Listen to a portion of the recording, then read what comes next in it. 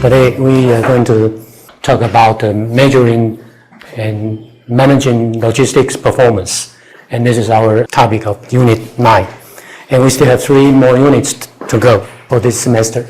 Again, let's review the basic definitions and the scope of logistic operations. Okay. We know the logistic operations involve all these activities, from sourcing and purchasing inputs, transforming these inputs into products, and managing inventory, maintaining warehouses, arrange delivery and transportation. All these are logistics operations, very typical activities. And these activities actually involve 3 major flows. Okay? Flows of materials, flows of information, flows of resources. Right? We have already covered the details of these activities, right? And also we mentioned about the transportation and also the information flow, the IT technology applications. And also we briefly introduced the some basic financial management concepts last time. Okay. So now in this chapter, the focus will be design, or we prepare a set of performance measures to measure how well the activities have been done. So this is very important, right, for any industry, okay, for any businesses. Right? We like to know whether or not we have great improvements on doing things well. We have to know whether or not this year, whether or not we have a better performance than the year before, right? So we need a measurement tools. We need a measurement metrics, and this chapter will cover this performance measurement concept here. Okay. Traditionally, the logistics service providers, they don't pay much attention on the performance measurement. Okay, and these companies, they focus much more on the logistic operation, logistic execution. They don't care too much about using some tools to measure the performance. Okay, this is traditional thinking. But of course, nowadays, the business environment is so competitive, especially in logistic industry. Also, in this industry, also, there are several large global third logistics parties, right? That means through some mergers or acquisitions, right? So some small scale companies gradually are growing to a big multinational or global nations, right? Of course, there are still many small scale logistics service providers in the industry. And nowadays, they need to compete with these big companies, right? And also compete with their similar scale companies, right? So they need to know how well they serve customers, right? Whether or not customers are satisfied. Traditionally, they just use very limited set of performance measurement criteria, right? Which were required by law, maybe, or by some obligations. Right? For example, they have to prepare some financial reports, like income statement or financial flow statement or balance sheet and so on, right? For to present to their shareholders every year, right? So they just do this very basic performance presentation to the limited people. Basically, they also use some tools, some metrics to measure some performance. But these data, this performance measurement data, basically are used internally. That means these are for internal use for the managers inside the companies. They don't share this kind of data with their partners, like their customers or their suppliers. Right? That's previously how this industry doing things. Right? But we know nowadays the supply chain management become more and more welcomed, more and more implemented by different industries. Okay? And these are basic thinking of the supply chain management. Information sharing is a very important requirement, very important thing. Right? So nowadays, of course, they cannot do things like this before, right? As I just mentioned, nowadays, because the customers much more demanding, and also the computation are more severe than before in the logistics industry, okay? And the customer, nowadays, they like to have some data about how the logistics service providers performed, okay? So that they can make sure that their business will not be influenced by the not so good performance of the suppliers. They like to make sure that the logistics service providers perform well. The logistics service providers deliver the products for the customers, right? Deliver the products to the customer company, consumers or customers, right?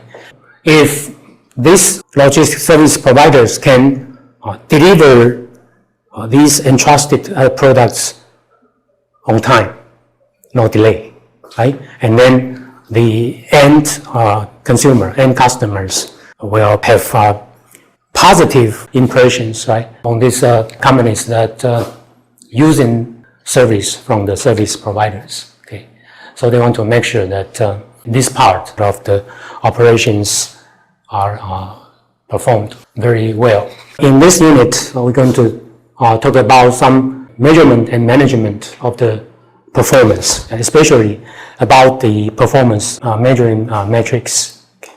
Okay. So in this chapter, first of all, we will also mention briefly some very basic performance measures are used by the logistics service providers or the related companies. Right? They just use this limited, and we try to illustrate some of these limited measurements and see what are the measures for this kind of very basic performance measurement. Okay. Of course, these are not enough, right, in nowadays environment. And also, we try to explain why nowadays we need to have more measurement tools, right, than before. Why we need a wider set of performance metrics than before. What are the reasons behind? Okay, I will try to illustrate several reasons behind this trend. Okay, and also in this unit we try to discuss why logistics service providers have to share some key performance data with their customers recently. Okay, from the logistics service providers' point of view, they like to know, okay, whether or not they performed well. They perform very well, or just in the middle, or they don't perform well. I mean, within the industry. Okay, so I like to do benchmark. Okay, benchmark means to compare with some companies that perform really well, that has the best practices in the same industry or in a different industry. If a firm like to continuously improve its operations, of course they need to know, okay, they need to have some companies in order for them to emulate or for them to learn from that well-performed company. Okay. So here we try to identify or explain why the benchmarking is so important in the logistics industry. Okay. When we talk about the performance indicators, there are a lot. However, we need to concentrate on those most important indicators. We don't like to use all of them, right? But we like to identify the most important among these available or possible indicators. So we call this limited set, but also complete, okay, set of performance indicators is KPI, key performance indicators. How to identify which KPI to track, how to get the data for these KPI, and how to share this KPI within the company or with the partners, customers, and so on. Okay, so we'll talk about the KPI, key performance indicators. And also, finally, here we will mention some performance measures in the warehouse management. Okay, we know logistics operations involve several activities. Okay, the warehouse management, inventory management is quite important among these activities. So we try to talk more on this particular area.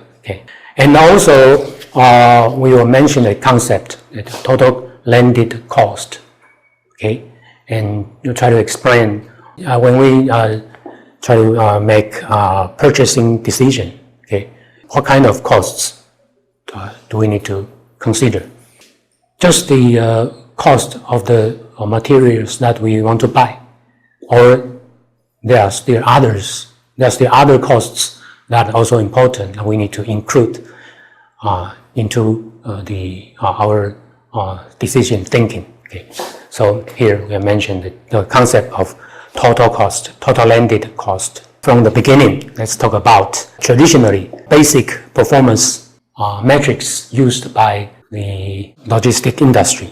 As I just mentioned, traditionally these logistic service providers used performance measures that were either very basic, or required by law or by some other parties, and they don't do more, they just do this, because they are much more interested in logistics execution, the operations, but they don't care too much to measure whether or not they perform really well in these operations. So traditionally, either because the law required, or because they have to prepare financial reports, so they just collect data on those items related, those performance measures related to the financial statements.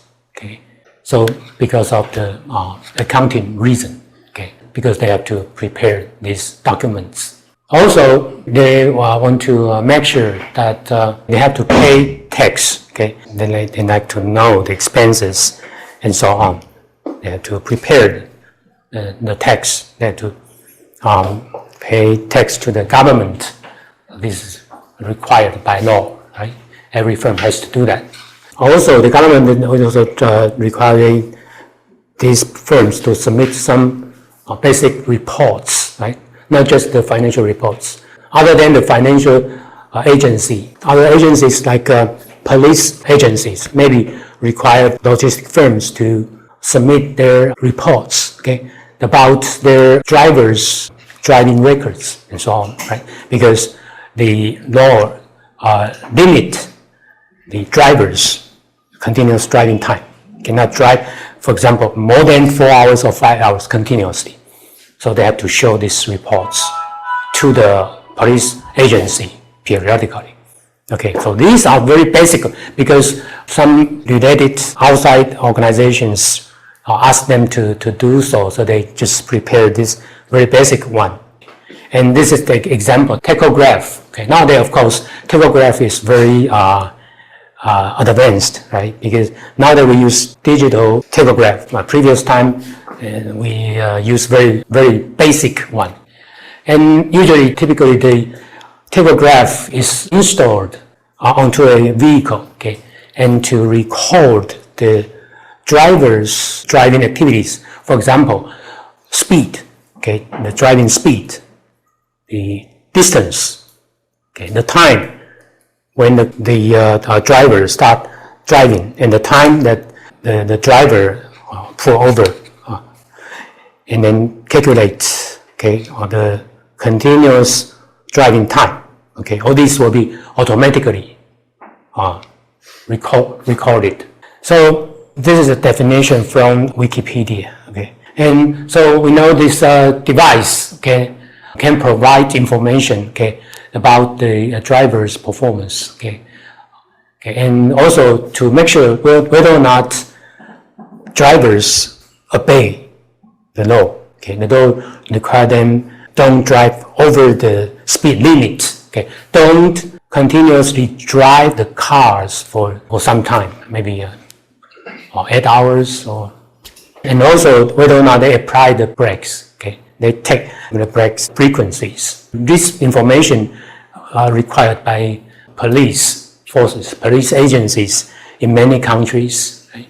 So they require, okay, the drivers, the truck companies, okay, to install a tachograph onto every single truck. Okay.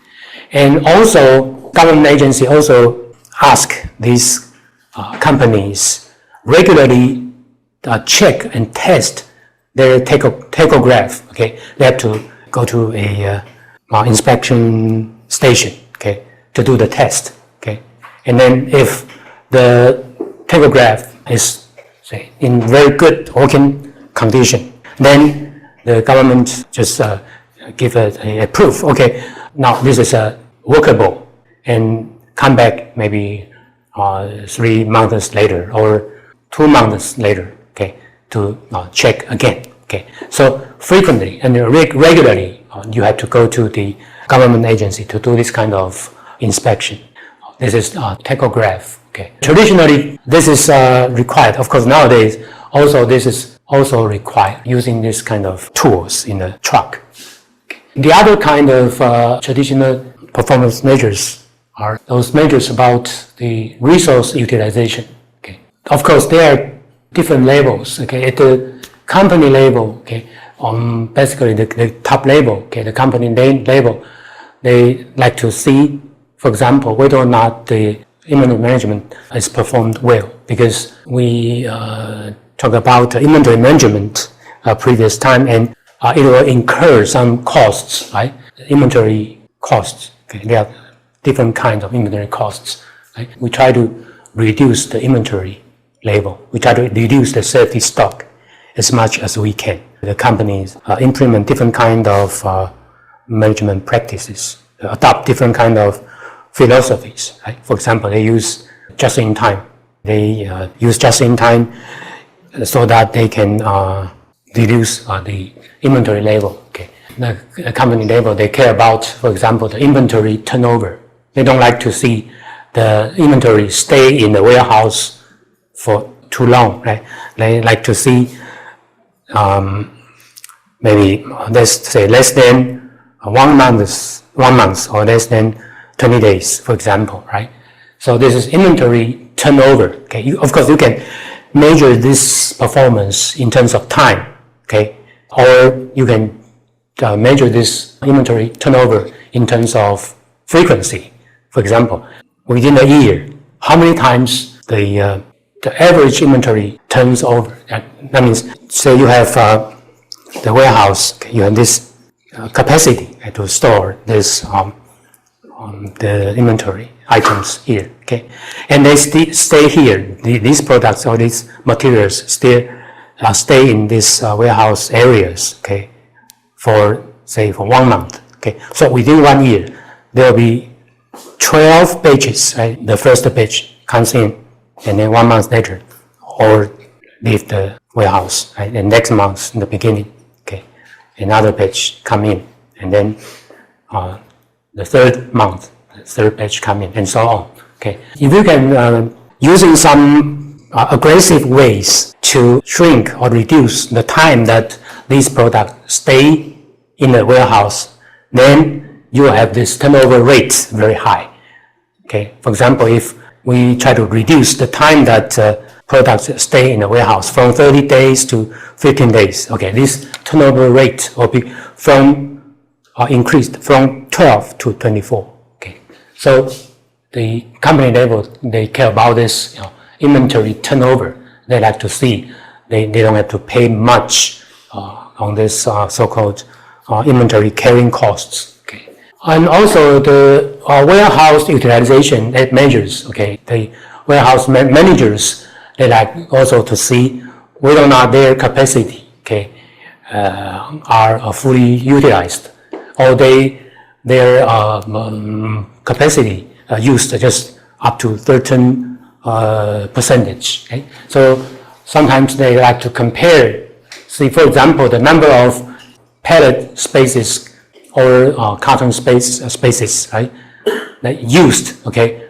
to the total spaces available, percentage data about the utilization. Okay? Okay. Sometimes they also use not directly, just use the total space used. They don't compare with the total space available. Okay, this is also fine. Then we can have idea. Okay, how much space is consumed, is used.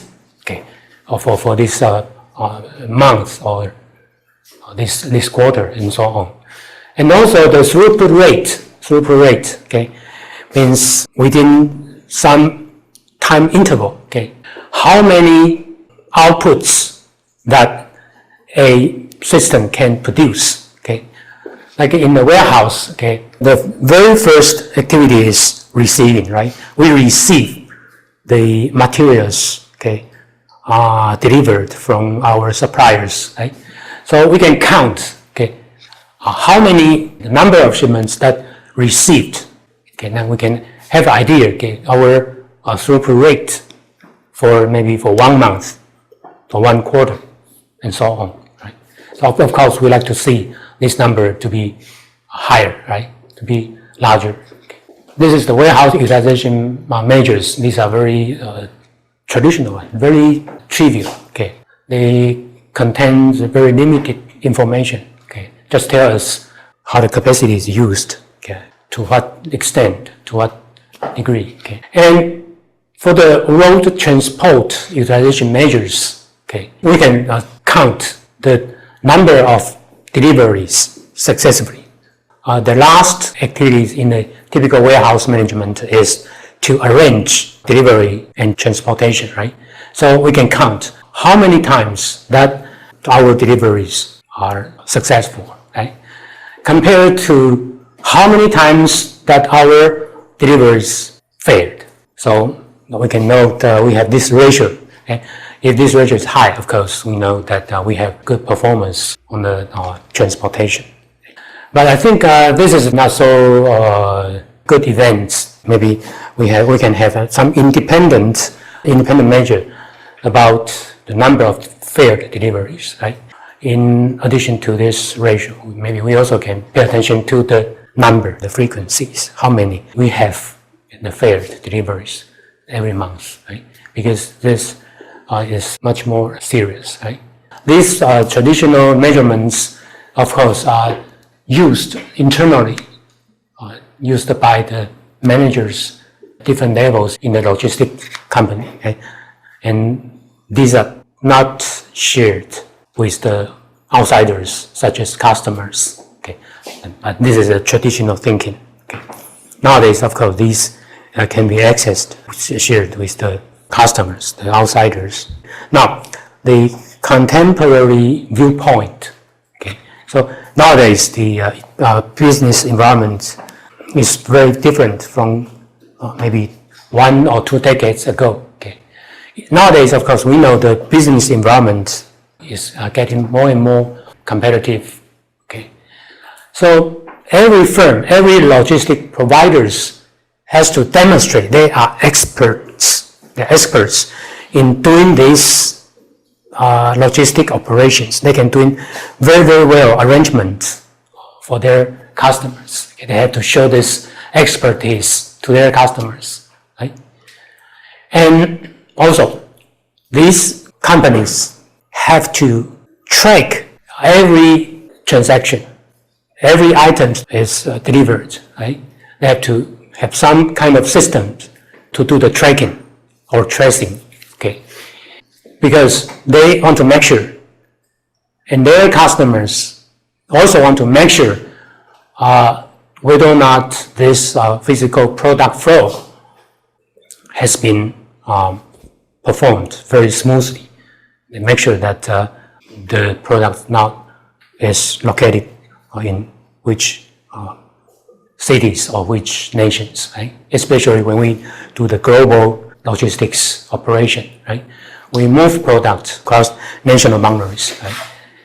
So we have to prepare more information. And this information, of course, are related to the performance. Right? We need to prepare more than the previous time we used just a limited set of the measures, right? Although later on we're going to talk about more on the KPI here, let's just briefly mention this idea. Okay, So key performance indicators, among those available performance indicators, okay, they are more important, they are most important. And this KPI usually need to be shared with staff inside the company or organizations outside, okay, like customers or other partners and so on. Okay. Of course, we need to carefully select the KPIs. Okay, we have to consider the customer's requirements, right?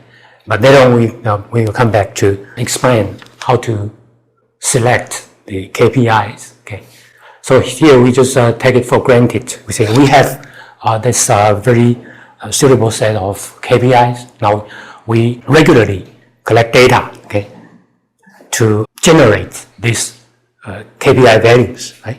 So that we can have very updated information on these KPI indicators. Okay. Nowadays, okay, the 3PL, the third-party logistics companies and their customers, they hold meetings, okay, very frequently. And during the meeting, they like to check the data, okay, from the KPIs. Okay. So this has become a very important event, okay, to review those KPI data. Okay. So they both try to make sure the logistics operations are going very smoothly. Okay. So this become a very common practice. Right? Every logistic firm realized that to prepare a suitable set of the KPI indicators, the key performance indicators, is very important, because by providing this kind of information, the customers can be satisfied, okay, because the customer like to know the operations have been done. Nowadays, this already become a tendency. That means we need to have more information. We need a wider set of the performance indicators. Okay, so that's already a tendency, a trend.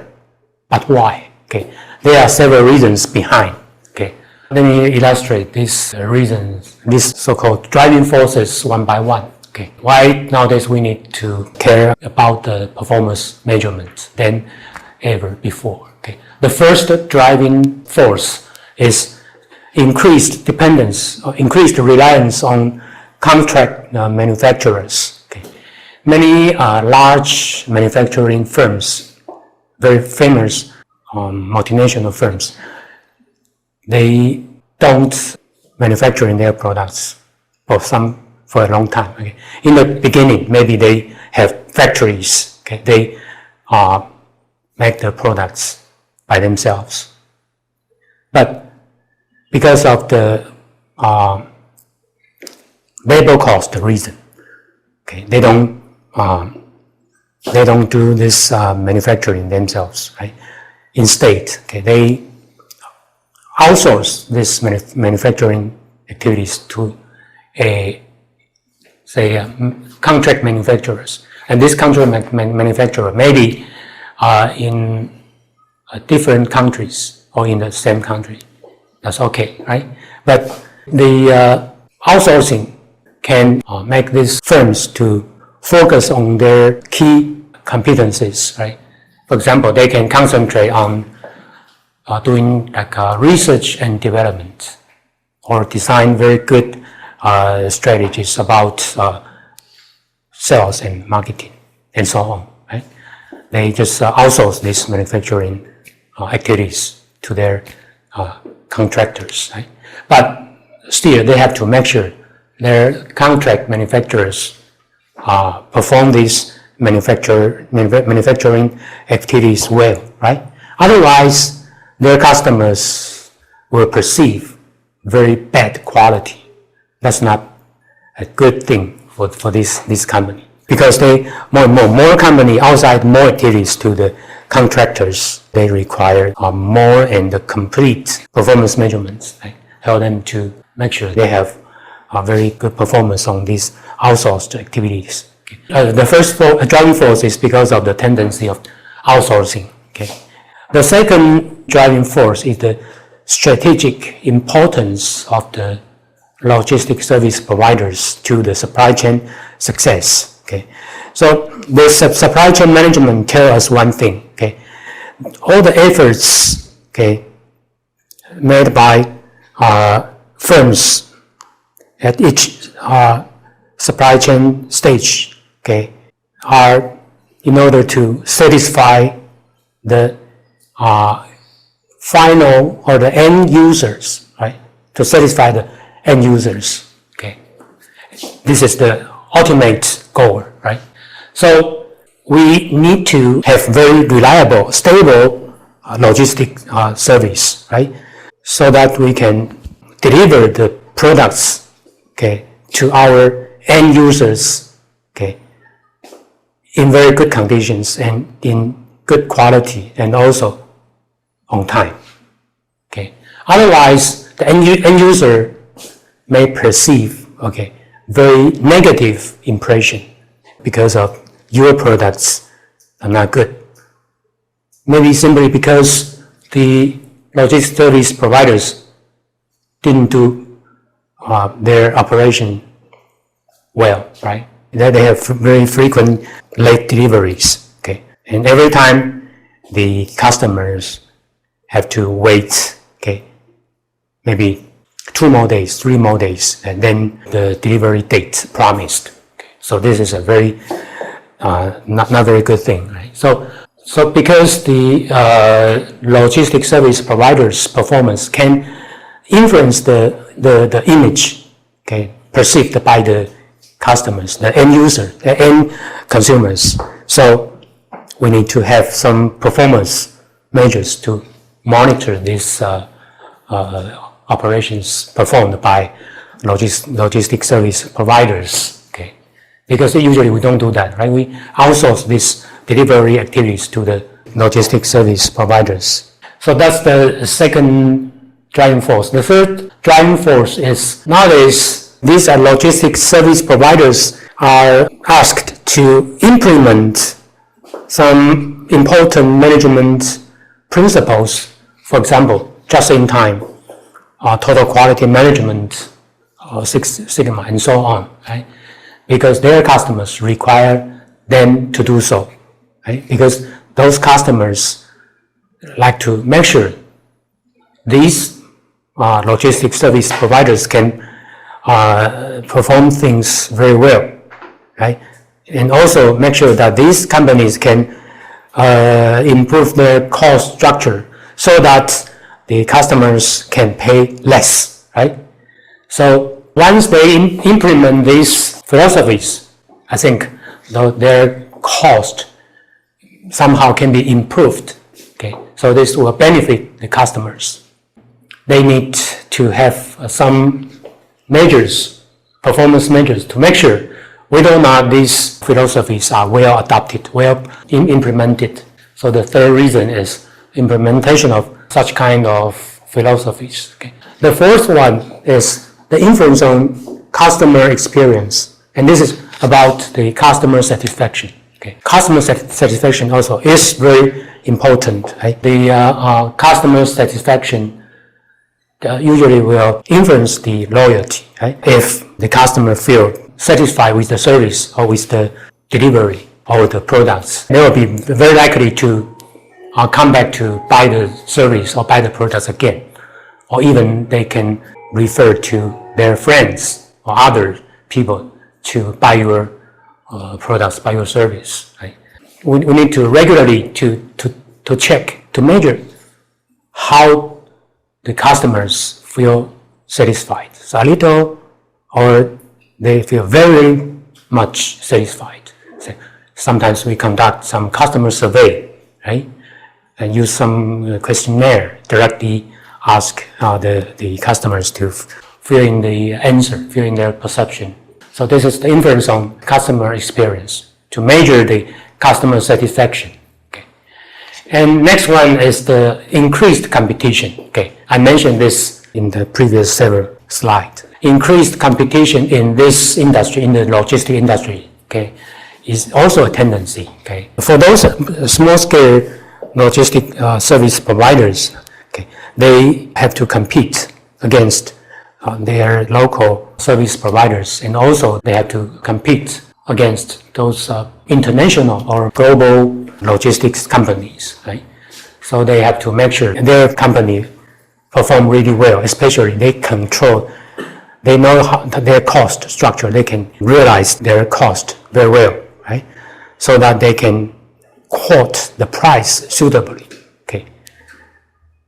This is a very low margin industry, okay? So they have to realize the cost of their service, okay, is very precisely, so they can offer a competitive price, suitable price, not too high, but still can make money. Okay, the increased competition, so they have to use some measures, some performance measures, just to monitor their cost structure, the activities, okay, the expenses. Okay. And next one is because of the information technology improvements. And we all know that nowadays the IT applications, okay, software, hardware, okay, they have been improved quite a lot compared to maybe, say, 5 or 10 years ago, right? Because the speed is very fast.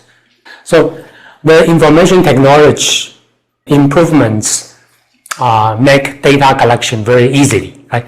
Previous time we mentioned the automatic data collection approach, right? Using RFID, right? You can very easily input a lot of data, short time, okay, and correctly, precisely, okay. So we have a lot of data, okay, easily collected. Then, of course, we can make use of this data, okay, and we can develop different kind of metrics using this data to show the performance of different activities. Okay, so this becomes very natural because you like to make use of the data available to you, right? So information technology improvements is also the driving force. And next one is the empowerment practices. What is empowerment? Empowerment means we let the lower level worker to make decisions, okay? And these decisions may be previously made by managers, right? We do this kind of empowerment. We let these very lower level workers, okay, whether or not they can have this responsibility, okay, and the authority to make these decisions, okay, already become a popular practice in some industries. Okay, so you entrust these workers to make decisions, right? But if they make wrong decisions, then of course you encounter very bad consequences, right? So you like to make sure they are doing things right. Then you need to have some performance indicators to monitor their job, whether or not they have do things right. Okay, so because more and more we empower our workers, we need more complete measurements to monitor their performance. Okay, so that's the popular empowerment practice nowadays. Okay, and also employee motivation is the last one. Okay, employee motivation means to motivate our employee, okay, to let them know their performance, okay, compared to others. Okay, we give them the numbers. For example, the number of receivings, okay, or number of the delivery to the customers. Okay, every employee has the performance indicators, and also they have the daily or maybe weekly performance data. Okay, we can identify which team or which employee is the best one. Okay, we can give some public recognition.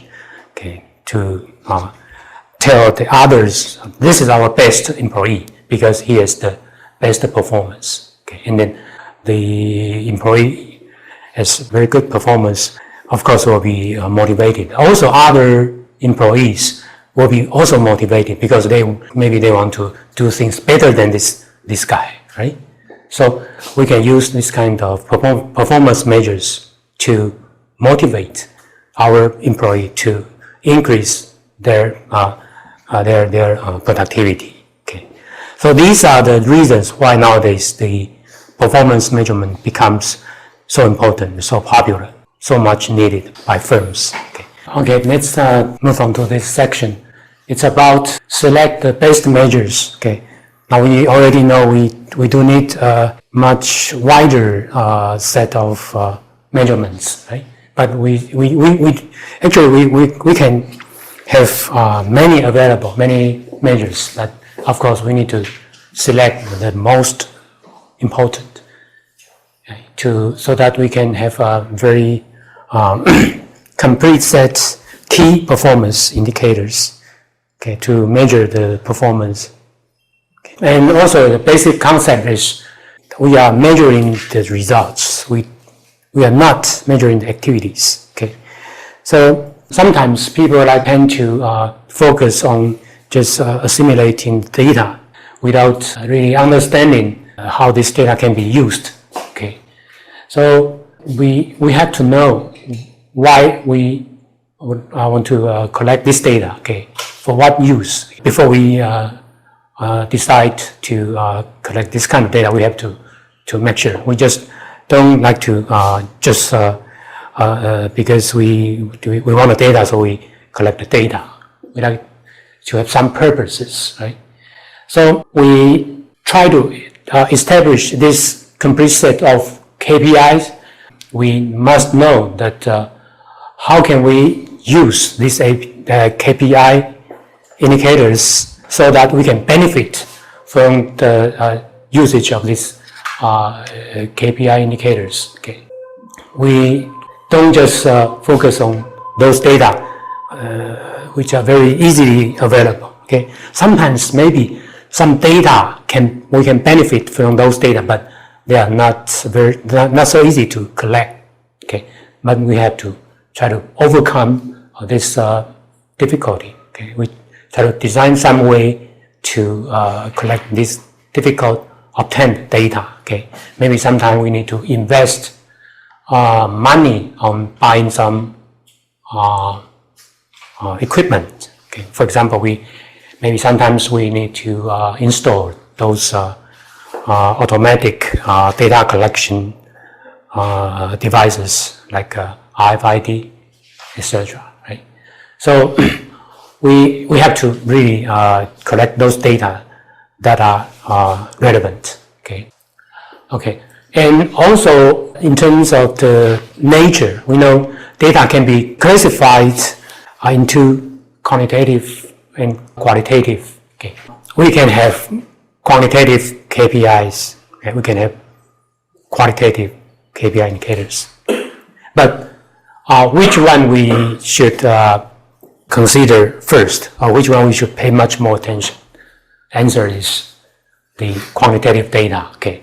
So most of the performance measures that we can see from the industry, okay, are those so-called quantitative results. These quantitative performance indicators basically based on some objective data, okay, not subjective, objective data. Okay. And this data can be precisely recorded, can be easily, objectively compared over time. Right? We can compare the data in this year with the data in previous years and so on. Right?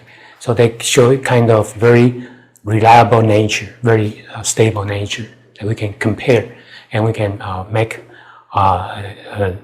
correct judgment. Okay.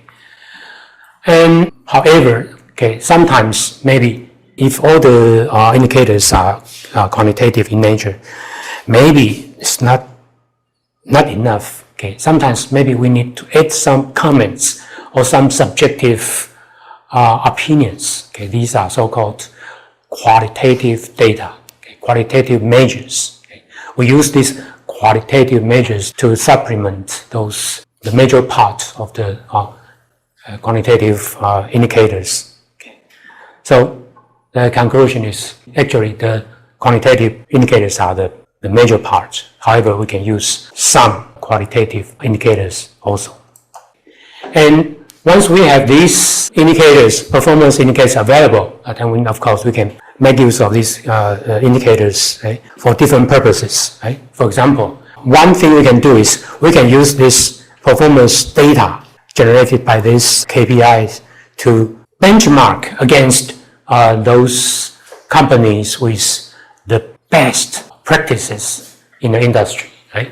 So that we can know how far we are different from those companies, okay, in terms of performance. And of course, we know the gap. We try to reduce the gap, right? We try to improve ourselves, improve our operations, right? So that we can surpass their performance. So this is the so-called benchmarking. Benchmarking. That's a very popular management practice. Okay? Usually, companies will select one company as its benchmark, okay, so that they can have some learning from this company. Okay. Sometimes they go to visit that benchmark company and talk to them and maybe have some factory tour or company tours and see how they perform different kind of activities. Okay. Of course, here we talk about the performance measures. Right?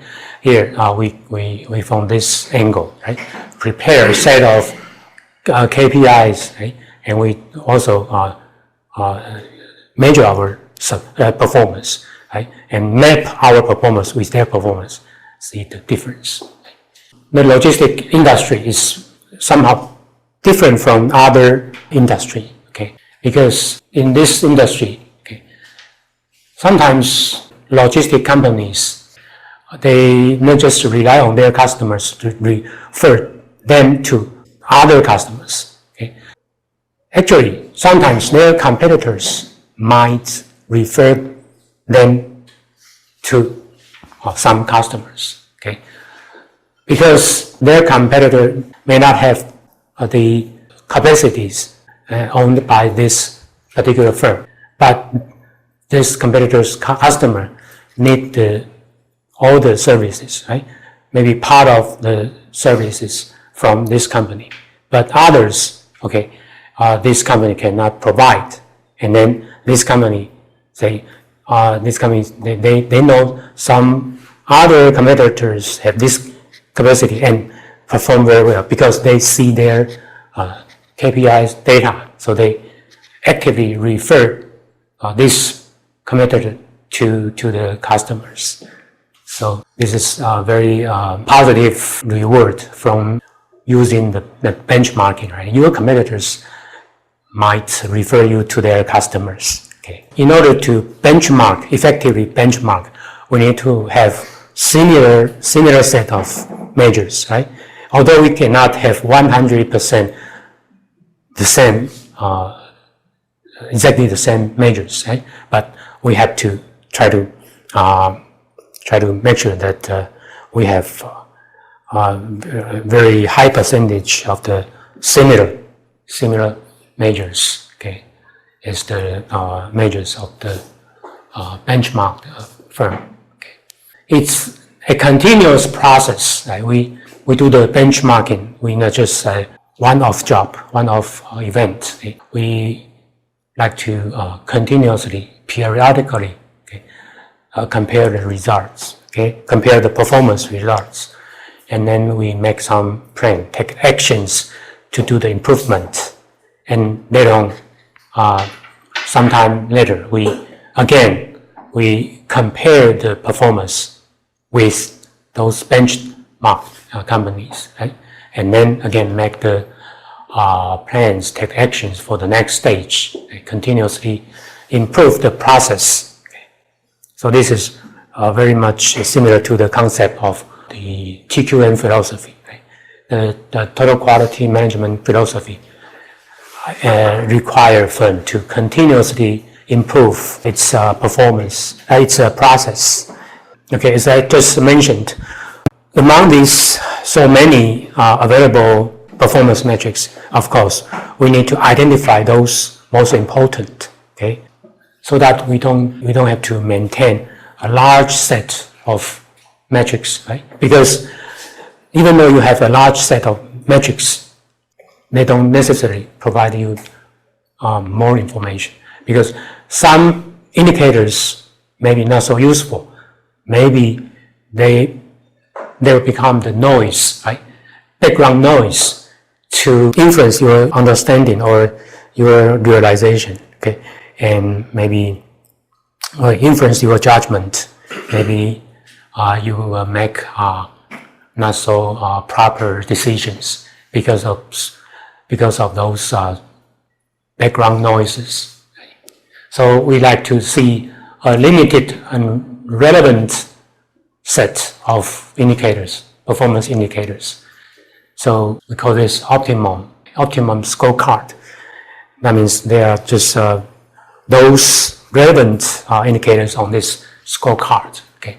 Of course, we know that this is not an easy job, right? But we have to try to do this. Right? Maybe in the previous lecture I think we mentioned the balanced scorecard. That's a very good approach for us to design this set of so-called optimum scorecard. Okay, because the balanced scorecard, okay, look at performance from 4 perspectives, right?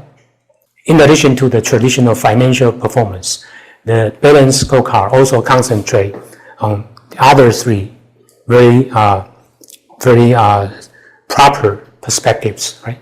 Like customer perspective, how customer perceive your performance, and also the internal operations, right? The innovation, the learning, whether or not you have learned from your experiences, accumulated the knowledge, okay, and whether or not you have the innovative ability. How do you improve your process, your products design, and so on, right? From these different perspectives, that we can have a more complete picture on how the firms have done. Later on, we will have a slide show us the example of a balanced scorecard, the 4 perspectives, and also some possible performance indicators on these 4 perspectives. So that's a very good tool. Also, we know that these logistics service providers are very much process focused. They care about the process, very important, right? They have to make sure the activities along the process are being doing very well. Okay, so they have to monitor those activities. Since they are very much process focused, right? So first of all, they have to have a very, very clear picture about those processes or procedures, right? So they have these processes well documented, right? So that they can develop those suitable performance metrics for the different activities in these processes. There are some commonly used performance metrics, right?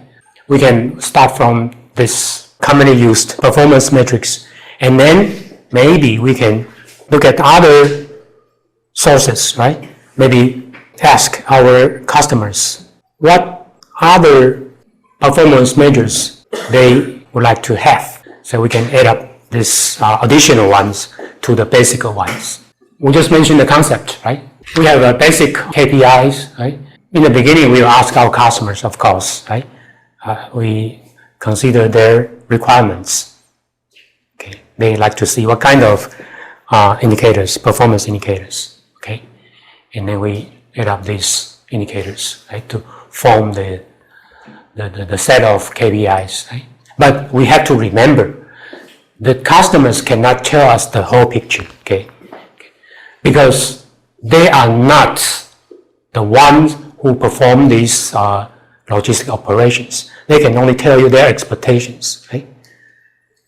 The one that know very clearly about these details is the logistic providers, right?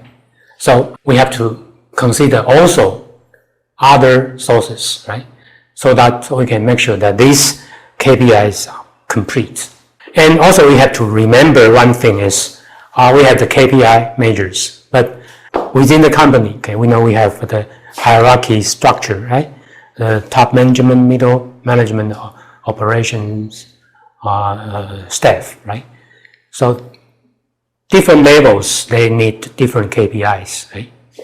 So of course, the more top level, they need a KPI with some summarized nature. Right? Can give them some summarized idea about how the activities are performed. Right? The lower level, okay, they might see the details, those KPIs that shows the details about operations, right? Because their job basically maybe related to the actual performing and the control. They like to know if they don't do the things right or they don't do the things properly. They like to know in which direction they must adjust, right?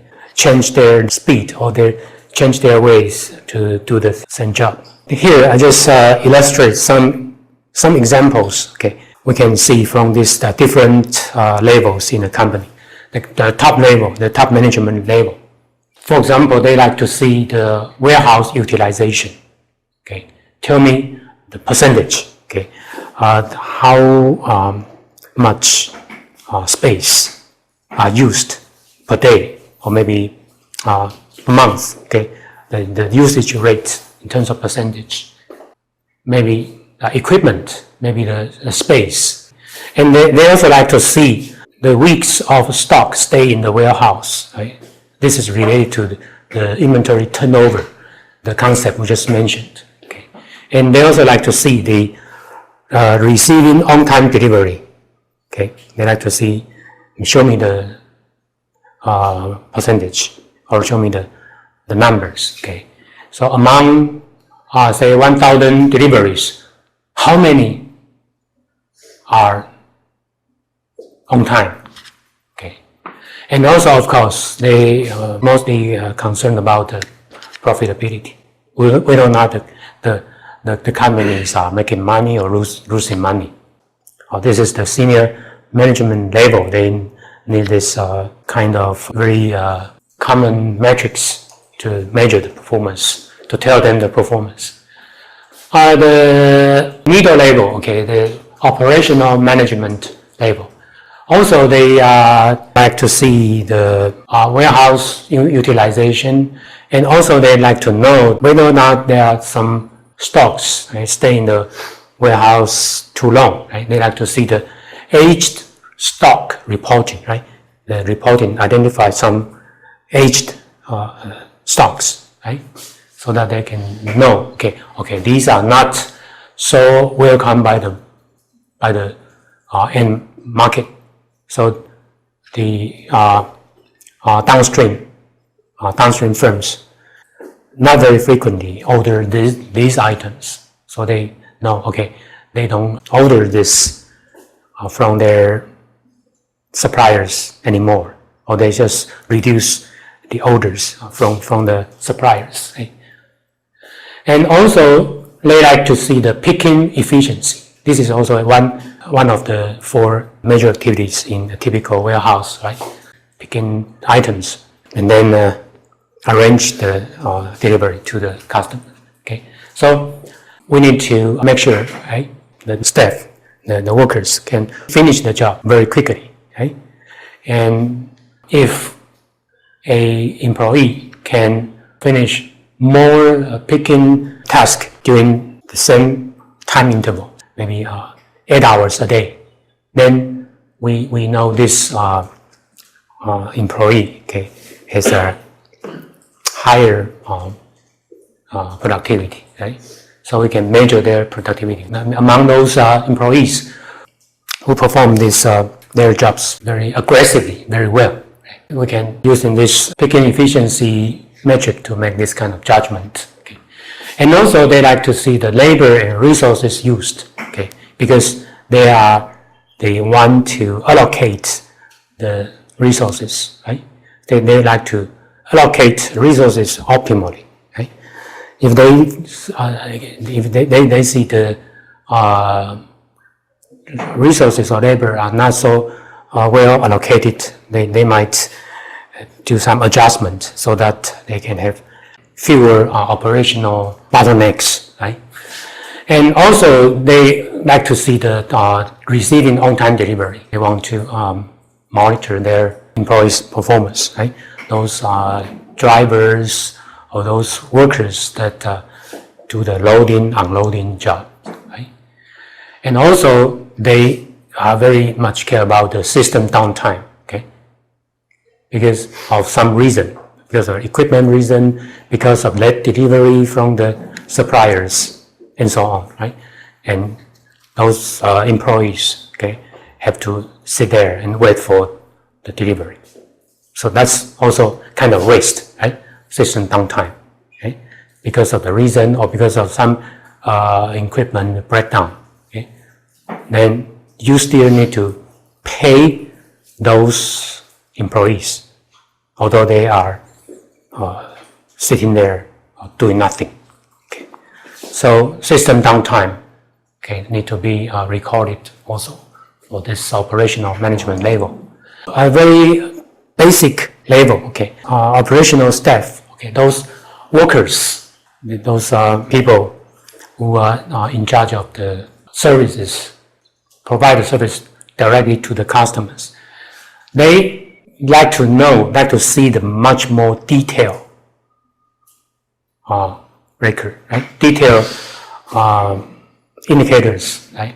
Tell them, okay, how they did, okay, for the previous day or previous hour.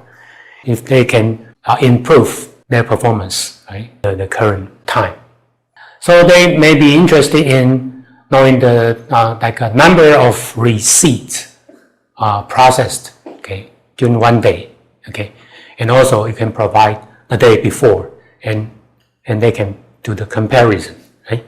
They know their performance right away, okay, and the pick requests by unit, by whatever, by carton, by pallet, okay, and order backlog, okay.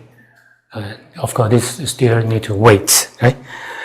Order backlog in the beginning of the day or midday or close of the day, okay?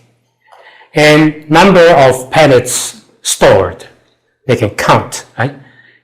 The number, right? How many pallets, right?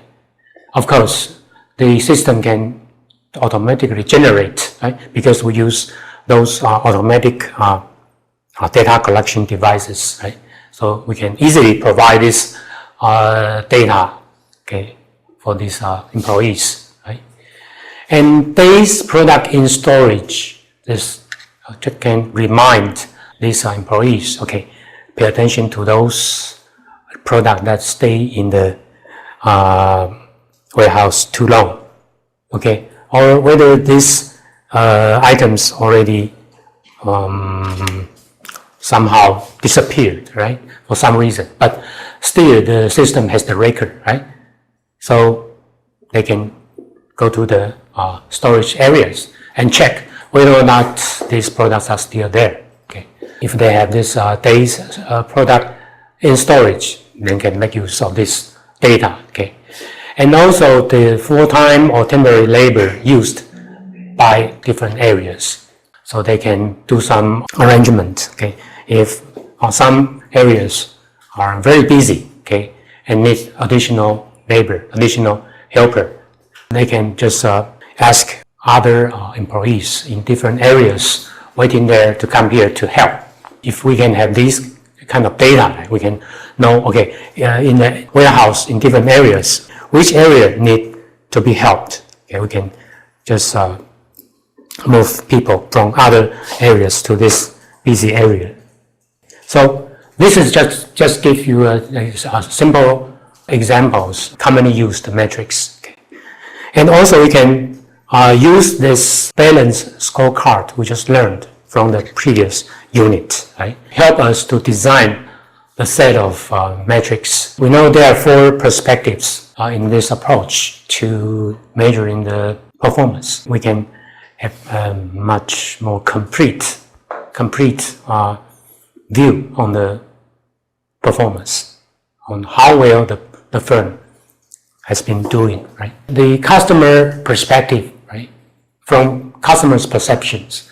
Maybe we like to know the quality, the reliability, the timeless, the flexibility, the cost, okay, about our services, right? Good quality, reliable or not. We have on-time service or in-time service, right? Or whether or not we can be flexible to respond to their order changes. So these are goals, right? For example, we like to pursue some high-quality image. We have to use some metric to measure whether or not we attain that goal. So, for example, the quality we may have dead on arrival. Of course, this is just one example. We can design other kind of indicators, right? Reliability, for example, product failures. Right? Timeless, for example, you can use on-time delivery. Flexibility, you can use whether or not you can do the localization, right? If you sell products to different countries, your products move to certain country, can you do the localization? Okay. For example, you have your computer system. The computers, okay, in Taiwan, you have to do some localization in terms, especially the language, right? In US, maybe use English. In Taiwan, you have to use Chinese characters, right? So you have to do some localization. So do you have this kind of flexibility, right? Cost. Later on, we will mention the total landed cost concept. Okay, other perspectives, the internal operations. Okay, these are also related to some like a quality, time of flexibility, and so on. Because these are the internal operations that we need to design some measures the performance of the internal employees. And for the innovation perspective or learning perspective, okay, we have just mentioned, we like to see, for example, like to see whether or not we have improvement on the process or the product design, then we can use some indicators, right, to indicate whether or not we have the innovation on the techniques and so on. And of course, these are very traditional one or very popular one, right? Financial perspectives, right? We know a firm has to make money, so maybe we look at the profit, okay? And the profit, we can measure this concept from different angles, right? Maybe margin, okay? You can use a very rough measure, like margin, right? Your revenue from the selling goods, right? Your so-called sales revenue, okay? And minus direct cost of these goods, the manufacturing cost of these goods, and we call this part, say, margin, okay, margin. Still, we can take away some other expenses like marketing expense, like administration expense, or other expenses to have different kind of margins, right? So we can design different kind of margin to show the profit goal. And also we can see whether or not we can have very good cash flow. We manage the cash flow well, right? We see the days of credit. So this is an approach that help us easily design the performance indicators. Right? We can have this 4 different perspectives, but they are very complete. They can tell us the entire story of the performance of the company. So that's a good thinking. Okay. Now, inventory and warehouse related metrics. Right? We know this warehouse management, of course, very much related to the inventory management. And inventory management is very much about necessary evil, because we want to fulfill customer needs, right? And we like to overcome those uncertainties. So we prepare additional products in the warehouse. We call this inventory, right? So that whenever customer place an order, we can very quickly deliver the products to the customer. So we like to try our best to manage the inventory well. See if we can reduce the inventory. We can do this or not. Okay. So in general, of course, receiving metrics are the first to be recorded, because we know in the warehouse, one of the 4 activities, the first one is receiving, right? Receive the order from suppliers. The order has been delivered to the warehouse, right? And then you have to do the sampling, checking, right? See, determine whether or not you accept this delivery or not. Right? You have your criteria. So we call this also the one part of the receiving task, right? To do the inspection, right? And then you determine to accept this delivery, and then you do all kind of data recorded, right? You have to record the time that this delivery arrived, right? The items, the quantity of each item. You have to move this products into the storage area. Then you finish this receiving activities. Okay. So in the receiving activities, you have to record receiving time and whether or not this is a on-time delivery, yes or no, right? And all the paperwork, you have to make sure you have some document. The driver get this document to you, and you have to check whether or not the number are the same as you count. Okay? So the delivery paperwork detail is correct. You have to make sure. You have to do the record. Part numbers, lot numbers, purchase order numbers, and so on must match the document against the so-called ASN, the Advanced Shipment Notification. This is generated by the computer, right? Before the truck arrives, the system print out a ASN for you. Now you can just carry this ASN and compare the details with the document that the driver gave to you. Right? You also need to do some detailed inspection, right? And check conditions of products, right? Record how many are damaged or how many need to be repaired and so on. And then you do the second activity, the so-called put away activity. That means move these receiving items to the assigned storage areas. Right? So you have to know these products, these items are stored in which locations, right? The number, okay, the address of those locations, you have to record. You have to input this data into the system so that later on, if you need to do the picking, you know, okay, I can go to which area, which storage area to take out those items that need to be do some distribution processing. And also the percentage of products put away within a stated time. Okay, that means you have to make sure, okay, you can quickly finish the put away task. Okay, maybe during 1 hour, how many items you can move from this temporary receiving area to the storage areas, right? We need to have this kind of figure, this kind of data to monitor the performance of the employees. who are in charge of this put away activities.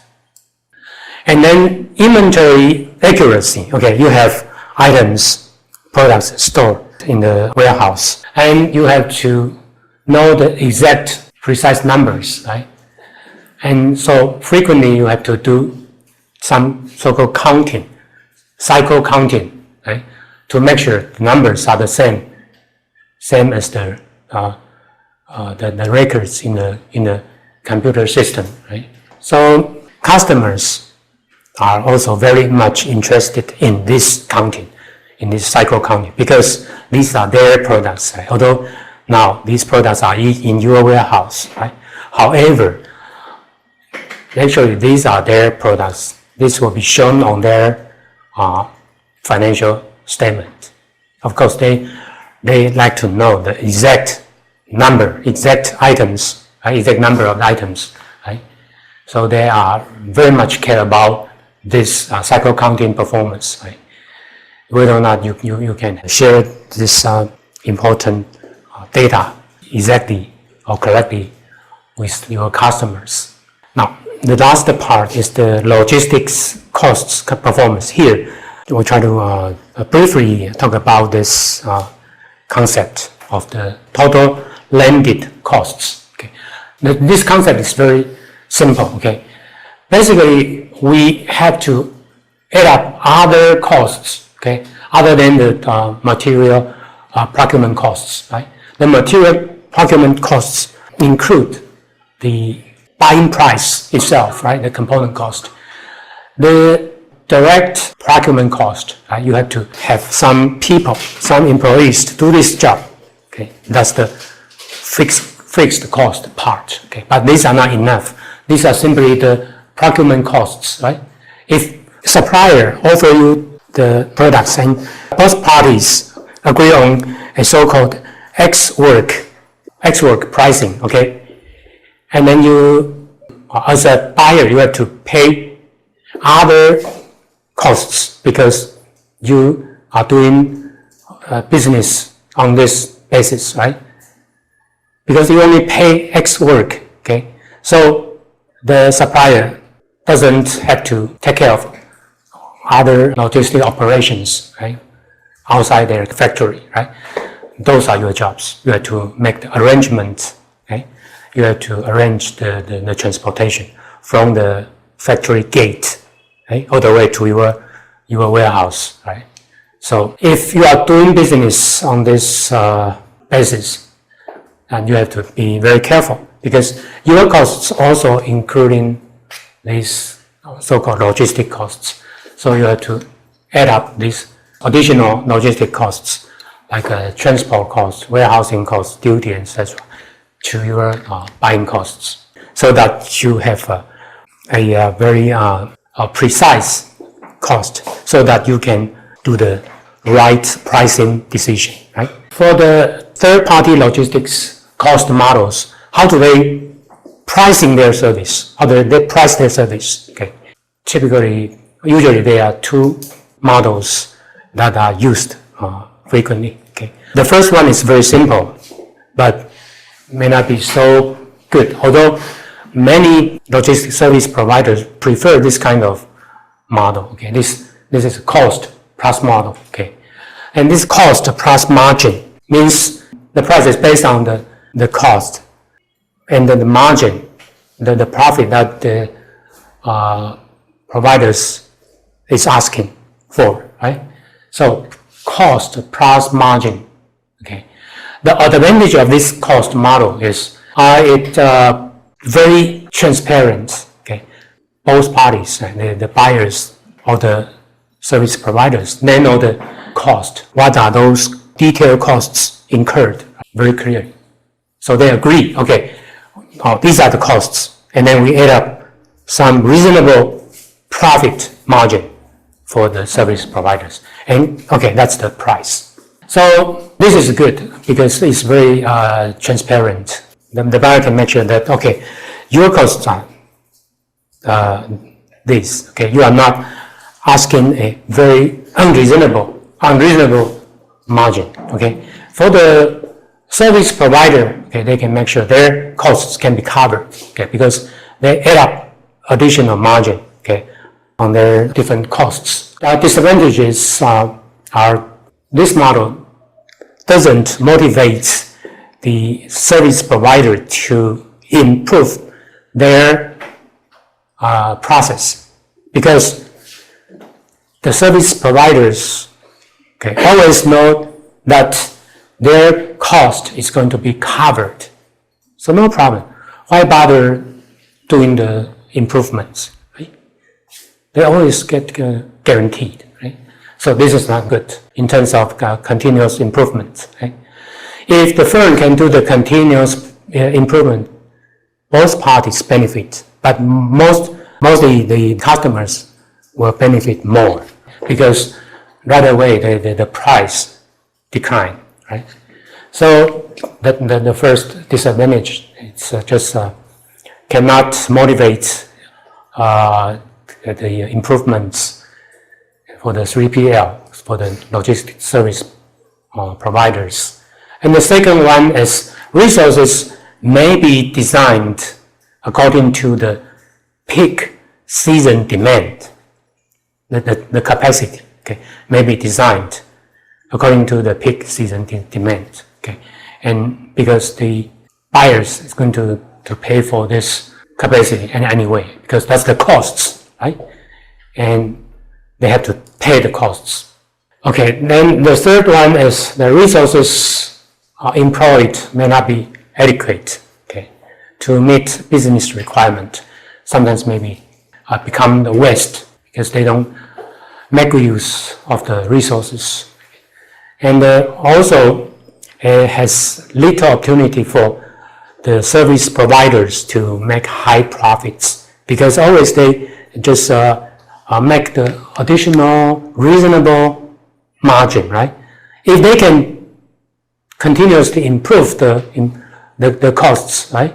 And then the costs can be further reduced. Of course, the margin becomes wider, right?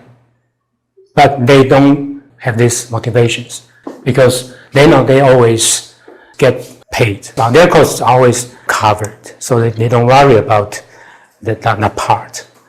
That's not a good model for both parties. The more aggressive one is transactional pricing.